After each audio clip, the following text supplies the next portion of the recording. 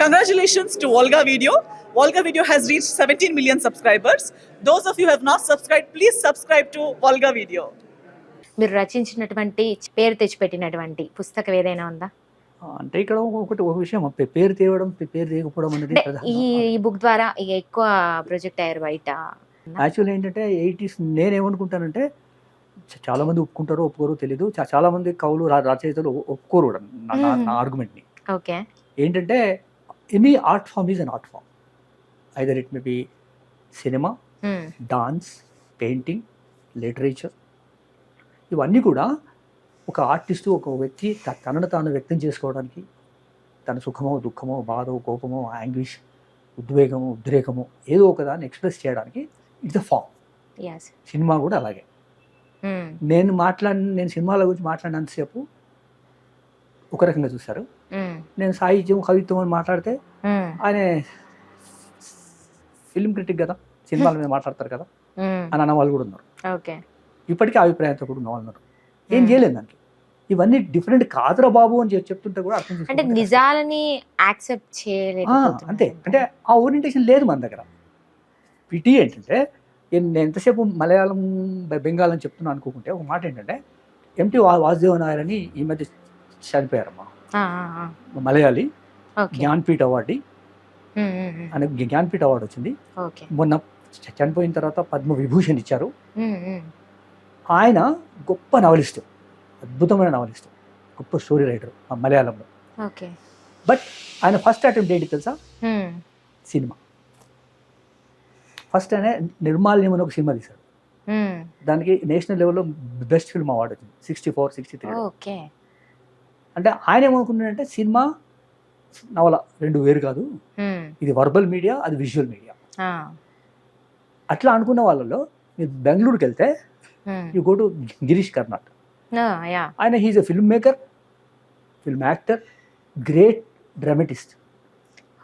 ఎన్ని నవలలు రాశారంటే, నాటకాలు రాశారంటే హయవదన అద్భుతమైన నాటకమా, తర్వాత మృత్యకటికం అద్భుతమైన నాటకాలు రాశారు. ఇంటర్నేషనల్ ఫేమస్ అయిన నాటకం.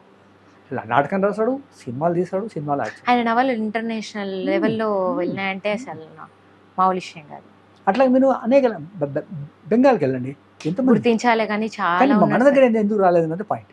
మన దగ్గర ఏంటంటే కవులు కవిత్వం అనే, సినిమా వాళ్ళు సినిమా అనే ఒక డివిజన్, ఆటోమేటిక్ డివిజన్ ఏర్పరచుకున్నారు. అది కాదు, అన్ని కళలన్నీ ఒకటే. నేను నమ్మాను, నేను ఆచరిస్తున్నాను. అందరూ కలిస్తేనే సమాజం అన్ని రకాలు. నాకు శక్తి ఉంటే నేను కవిత్వం రాస్తాను, నేను రాయగలిగితే నేను నవల రాస్తాను. అవును, మీరు సినిమా యాక్ట్ చేయగలుగుతుంటే సినిమా చేస్తారు. Everybody is wants to express something. True. మనం ఎక్స్ప్రెస్ చేసిన తర్వాత దానిలో బలం ఉందా, ఒప్పుకుంటారా ఒప్పుకోరా, ప్రాముఖ్యత వస్తుందా, పేరు వస్తుందా, అంతా అంత వదిలేసే you have to express your. దానికి ఒక అమ్మాయి ఉంది, ఒక మంచి పెయింటింగ్ చేస్తుంది, ఒక అమ్మాయి మంచి డ్యాన్స్ చేస్తుంది, ఒకరు మంచి మ్యూజిక్ పాడతారు. అదంతా కూడా అంతే కదా. ఒకరు మంచి కవిత్వం రాస్తారు. అసలు మీ కుటుంబం నుంచి అందరూ అంటే కళకు సంబంధించిన వాళ్ళే. మీ డాటర్ వచ్చేసి ఆర్ట్స్ వేస్తారని విన్నాను, ఇంకా మీ సన్ కూడా సినిమాటోగ్రాఫర్ అని చెప్పేసి. ఏంటి అసలు మొత్తం అందరూ కూడా ఒక్కొక్క అంటే డిఫరెంట్ జానర్స్ కాకుండా అందరూ కూడా ఒక కళకి సంబంధించిన వాళ్ళే ఉన్నారు మీ కుటుంబంలో అందరూ కూడా. అంటే మీ నుంచే వచ్చిందంటారా? అది ఎట్లా ఉంటుందమ్మంటే ఒక ఎన్విరాన్మెంట్ ఉంటుంది కదా, ఆ ఎన్విరాన్మెంట్ పనిచేస్తుంది కదా. నేను డాక్యుమెంటరీస్ చేశాను, 4-5 డాక్యుమెంటరీస్ చేసినప్పుడు మా బాబు చిన్నవాడు, స్కూల్ గోయింగ్, నాతో పాటు వచ్చేవాడు.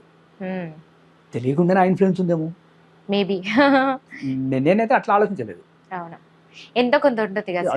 అట్లా ఆ అమ్మాయి ఉంది, అమ్మాయి కూడా ఇంట్లో ఉన్న పుస్తకాలు నవలను చదివింది, కవిత్వం చదివింది, అది ఎక్కడో వచ్చి ఉంటుంది అంతే. ఆ ఎన్విరాన్మెంట్ పనిచేస్తుంది. ఎట్లా అయితే మనం సినిమాల ఎన్విరాన్మెంట్ గురించి ఇందాక మనకు మాట్లాడుకున్నాం కదా, కామర్షియల్ ఎన్విరాన్మెంట్ అని, ఇదంతే అదొక రకమైన ఎన్విరాన్మెంట్ పనిచేస్తుంది.